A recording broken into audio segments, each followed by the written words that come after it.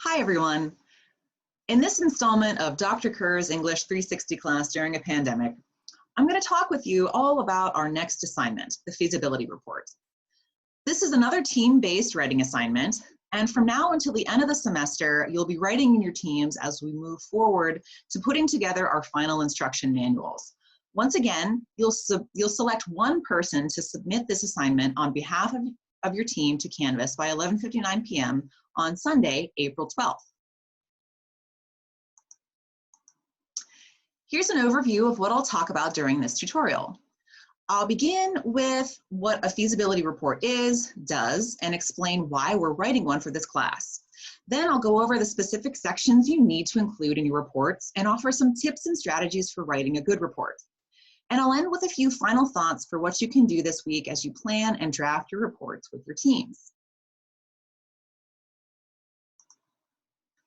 In its most basic sense, a feasibility report examines a proposed solution to a problem and evaluates whether it's possible given certain constraints. You've got a problem that needs addressed. So a feasibility report engages questions like, what are the options we have for addressing the problem? What are the things we need to keep in mind as we do that? What sorts of constraints or limitations are we up against? What sorts of criteria do we need to use to figure out what solution would work best? And given that whole scenario, what is the best possible solution that we have to the problem that we're trying to solve? So at this point, you might be thinking, well, Dr. Kerr, all that sounds lovely, but why do we have to write one of these?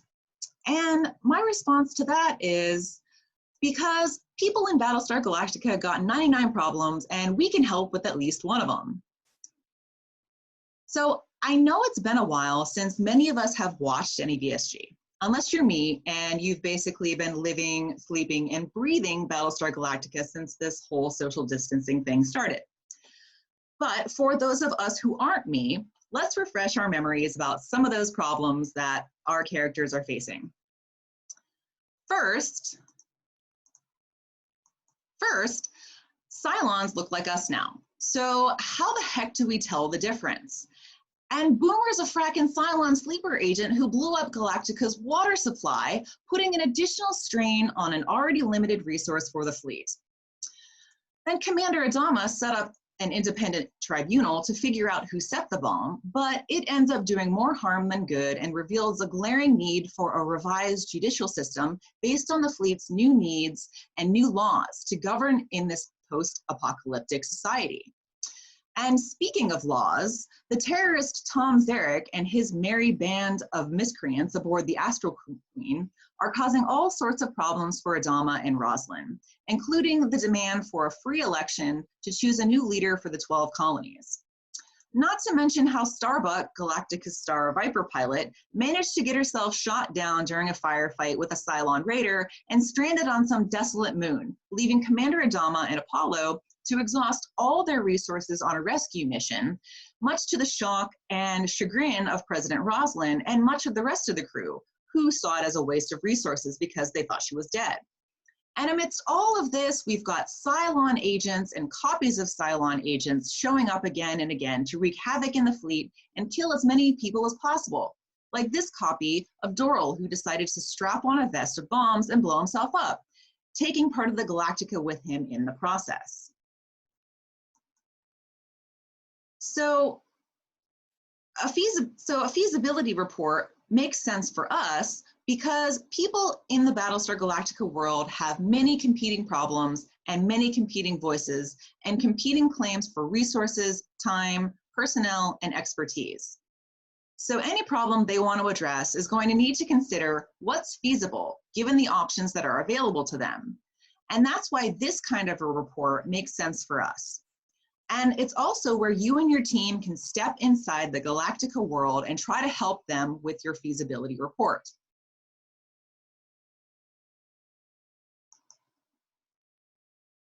On that note, your team's job in your feasibility report is to focus on purpose, audience, and product. Your purpose is to tackle one of those 99 problems, develop criteria for making decisions, propose possible options given those criteria, and recommend a solution, analyzing why that is the most preferred solution and laying out the way the fleet can move forward. For your audience, that depends on the problem you choose, but you want to pick somebody to be your audience who has some kind of decision-making authority. If you are dealing with major civilian issues, that would be President Roslin or Billy. Major military issues would be Commander Adama or Colonel Tai. Pilot issues, that would be Captain Apollo. Anything that has to do with engineering would be Chief Tyrrell. Anything that has to do with communication would be Petty Officer Dwala. And any medical issues would be directed towards Dr. Cottle. And finally, your product will be a feasibility report that's a 2 to 3 page report. You want to make sure to keep it no more than 3 because our people in BSG land don't have a lot of time. But while they may not have a lot of time, they still need the information presented to them in standard report format. For our purposes, that means including 5 main sections: transmittal information, an introduction, a summary, a discussion, and a conclusion. Now let's take a closer look at what each of these sections entails. For your transmittal information, you'll follow the standard memo format you've been using this semester for your DBAs. Include the date, to, from, and subject lines. The subject line is the most important here because it answers the questions: what are you doing in this report? What's it about? It basically determines if people will keep reading or not. So you want to make sure your subject line states clearly and concisely the content of your report. Those are the 4 required headings you need to include in the transmittal information for your feasibility report. There are a few optional headings you can use if you want. You can use a reference heading if your report is responding to a previous report or document that was introduced during the show. You can use an action required heading if you want your reader to respond to your report by a certain date. And you can use a distribution list heading to indicate everyone who received a copy of your report. Now, I can see this last heading being really useful to people focusing on IT or network security issues, because in these cases, you want to know who had access to what in order to identify potential security problems. Your introduction should be concise, but long enough for readers to understand what and why they're reading.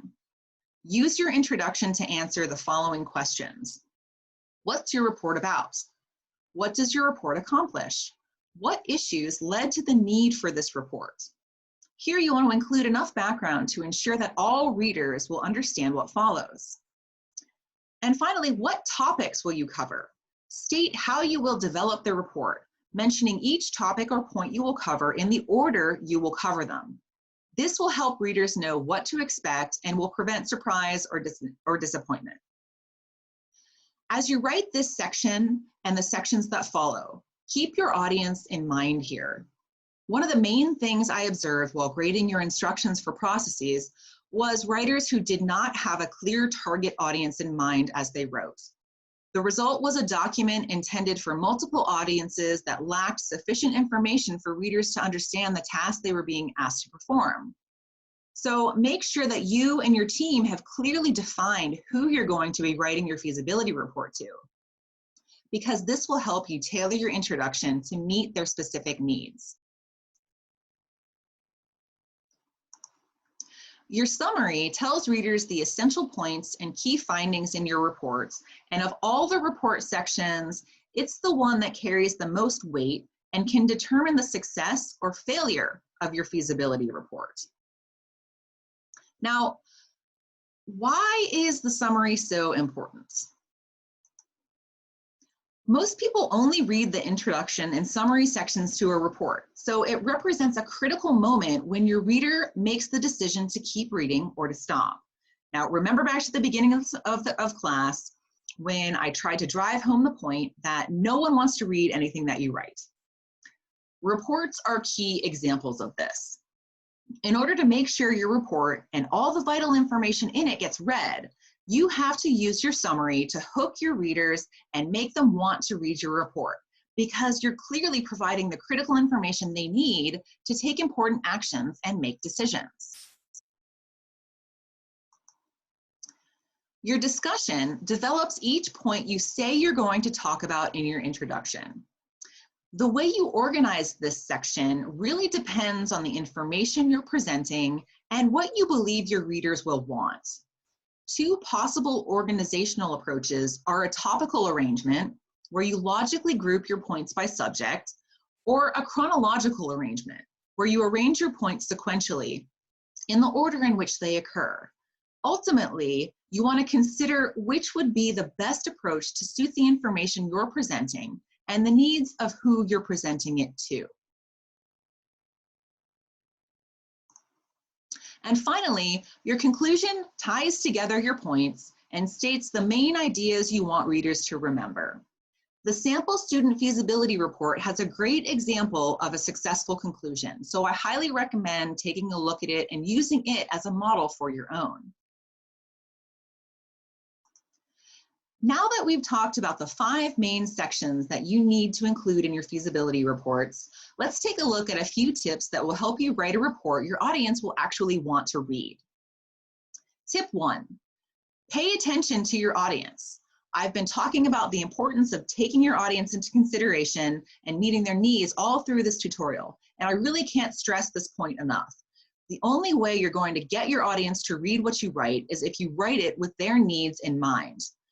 Think about how President Roslin and Commander Adama would read a document. They'd read it differently because Roslin and Adama have different ideas and demands about what they want. So think about those demands that your reader would make and write your report to meet those demands. Tip 2, use your introduction and your summary to hook your reader. Remember, no one wants to read what you write. So grab their attention in the most read parts of a report to ensure that they'll keep reading your great ideas about solutions to the problem they need solved. Tip 3, continue following the 6 qualities for good technical writing we've been striving to meet in our class this whole semester. Make sure your solutions and criteria are accurate, correct, and usable for your readers. And make sure that you're writing with clarity and conciseness.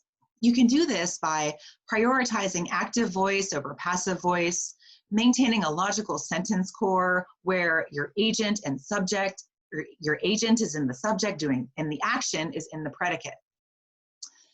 Keep your sentences under 35 words. Use short sentences, 15 to 25 words, to emphasize key points, and enhance readability with appropriate document design strategies. And finally, tip 4, don't think that you have to use this assignment to reinvent the wheel. You can and should draw from stuff you've already written throughout this class. There are a lot of things that could make a reappearance here. Your codes of conduct, instructions, flowcharts, and DBAs. Any of these things could be something you build on in this report. Think about past assignments when you were developing decision or action chains. Take your DBA 6, for example. That's where you worked as a team to theorize about a possible judiciary system the fleet could institute to handle legal situations like investigations into who blew up Galactica's water supply. Or your DBA 5, where you decided what issues should take precedence in the fleet. Or DBA 3, where you laid out actions for ethical quandaries. I know all of these assignments seem like we did them forever and a day ago, but now's the time to go back to them and use this report to develop how those decisions or action chains could function.